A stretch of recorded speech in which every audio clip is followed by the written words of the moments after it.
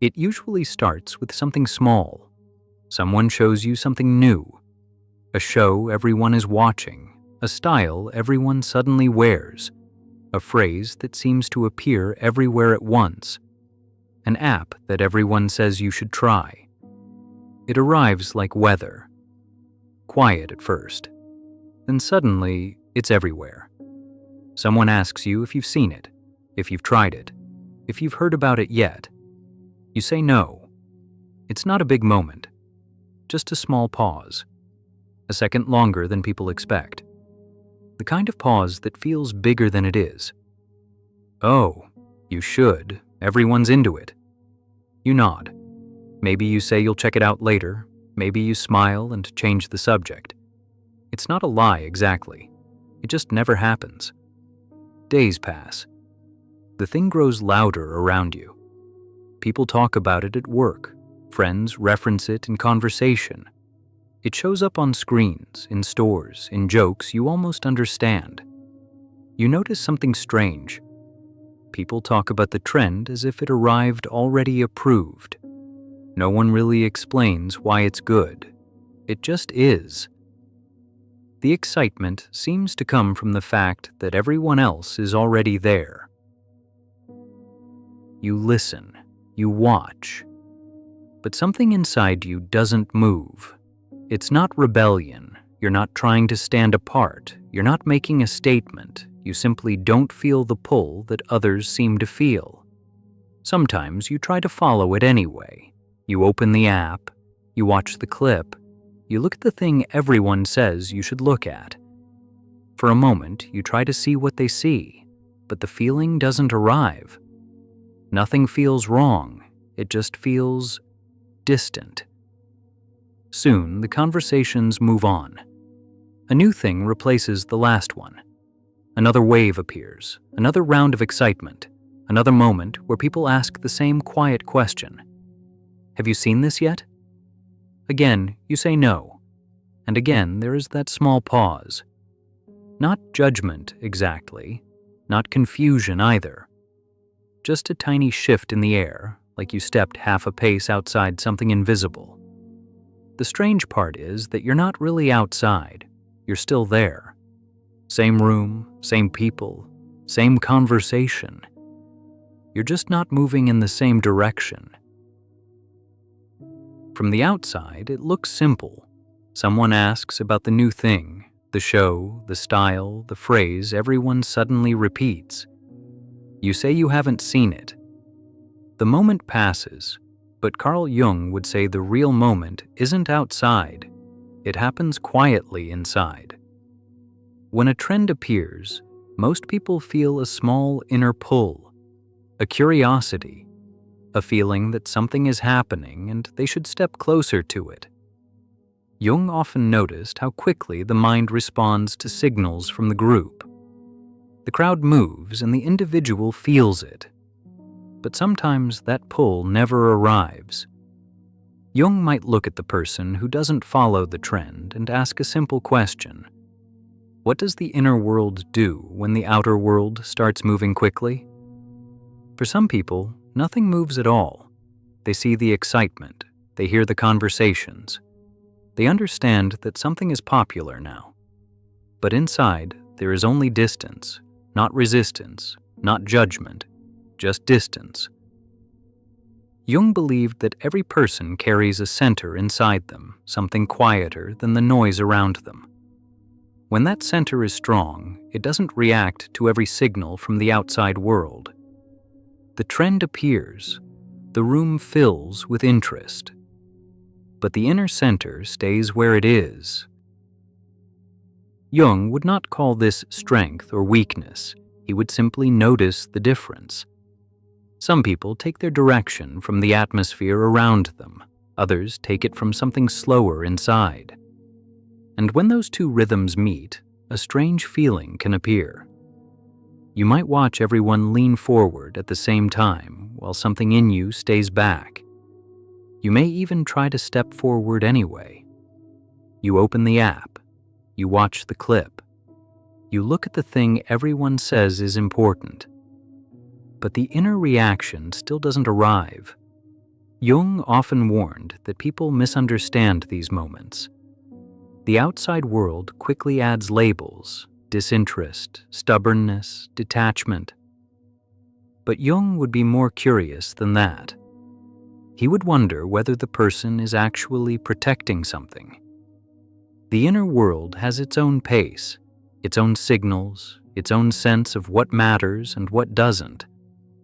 When trends move quickly, they ask everyone to move at the same speed. Jung knew that not every mind is built for that. Sometimes the quietest response is simply the most honest one. Nothing pushes back, nothing reaches out. Something inside just stays still. The moment someone doesn't follow a trend, a story quietly appears around them. Friedrich Nietzsche was very interested in these stories, not the actions themselves, but the meanings people attach afterward. When a trend spreads, the behavior is simple. People try something new. They wear it, watch it, repeat it, share it. The group moves together. Nothing strange about that. But the moment someone doesn't move with it, the explanations begin. They're out of touch. They think they're better than everyone. They're just being difficult. They're behind. Nietzsche noticed how quickly the group turns behavior into a moral story. Not following something stops being neutral. It starts to look like a problem. To Nietzsche, this was fascinating, because the person who doesn't follow the trend often hasn't made any dramatic decision at all. They didn't reject the group. They didn't make a speech about independence. They simply didn't feel the urge to join. But the group still needs an explanation. Nietzsche often wrote about how societies create invisible rules about what a normal person should want. The right interests, the right reactions, the right timing. When something becomes popular, wanting it starts to feel natural.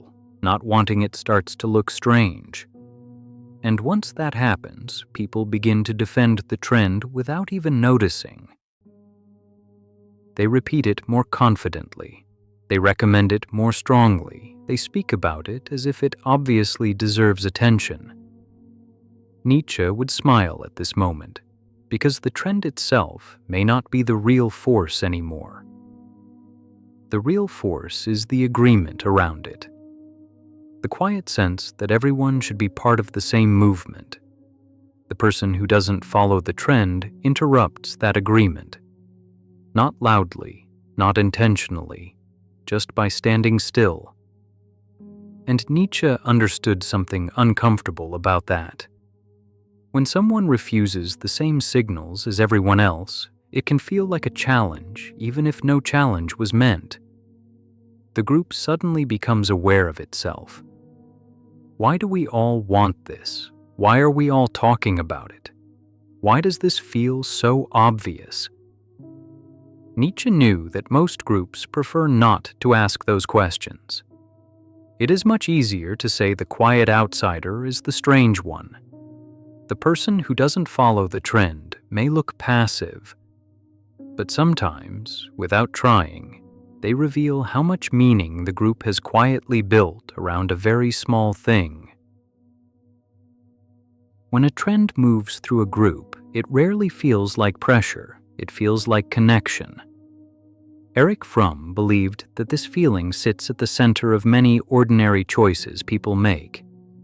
Not because people are weak, and not because they cannot think for themselves. Fromm simply noticed that belonging is one of the most powerful comforts in human life. A trend makes belonging very easy. When everyone around you watches the same show, follows the same style, or talks about the same new thing, conversation becomes smooth. References land without explanation. Jokes are understood immediately. People nod at the same moments. Fromm would say that the trend itself is not always the important part. The important part is the shared experience. the trend becomes a small bridge between people. When someone doesn't follow it, the bridge doesn't quite reach them. Nothing dramatic happens. No one announces that the person has stepped outside the group. Most people do not even think about it consciously, but small signs appear. A joke needs explaining. Someone repeats the recommendation a little more strongly. You should really try it. Fromm paid close attention to moments like this. He believed that many groups protect their sense of belonging without ever saying so out loud. The group simply moves together, and that movement creates a quiet comfort. When everyone shares the same signals, life feels smoother. The person who does not follow the trend interrupts that smoothness, not intentionally, just by remaining where they are. Fromm would not describe this as rejection. Most groups are not trying to exclude anyone. They are simply protecting the feeling that comes from shared participation. A common interest creates a sense of closeness. A shared excitement gives people something to stand on together. When one person does not share that excitement, the difference becomes visible. Fromm believed that many people follow trends not because they deeply care about the thing itself, but because the act of joining brings a quiet relief. You are inside the same moment as everyone else. You are part of the same movement. When someone chooses not to follow, even calmly, they step slightly outside that shared rhythm. Not loudly, just enough for the group to feel that the bridge is missing one small piece. When someone doesn't follow a trend, nothing dramatic usually happens. No argument, no rule is broken. Life continues. But Hannah Arendt was very interested in these quiet moments where someone simply does not repeat what everyone else is doing. Arendt spent a lot of time observing how ordinary behavior becomes normal. Not because someone writes a rule, but because people repeat the same gestures again and again. A trend works this way. People start wearing something. People start saying the same phrase. People start watching the same thing. After a while, it stops feeling like a choice. It simply feels like what people do. Arendt would notice that the power of the trend is not in the object itself. The power is in the repetition. When enough people repeat the same behavior, it begins to look natural. It begins to feel obvious. No one needs to ask why anymore. The group has already decided, quietly and together. This is why the person who does not follow the trend can feel strangely visible. They haven't protested. They haven't criticized the trend. They have simply not repeated the gesture. But in that small absence, something becomes clear. The behavior was never automatic. Arendt often warned that societies like to believe their habits are natural, that the way people act is simply the way things are. But habits are built from repetition, and repetition can stop. The person who doesn't follow the trend reveals this without saying a word. By standing still, they make the movement of the group easier to see. Not everyone notices this. Most people simply continue with the trend until the next one arrives. The excitement fades. The conversations move somewhere else. The group finds a new rhythm. But for a moment, the quiet outsider has done something subtle. They have shown that what looked natural was actually chosen. Arendt would not call this rebellion. It is something much quieter than that. It is simply a person who did not repeat the same gesture. And because of that, the gesture becomes visible. Not everyone says yes to the same things.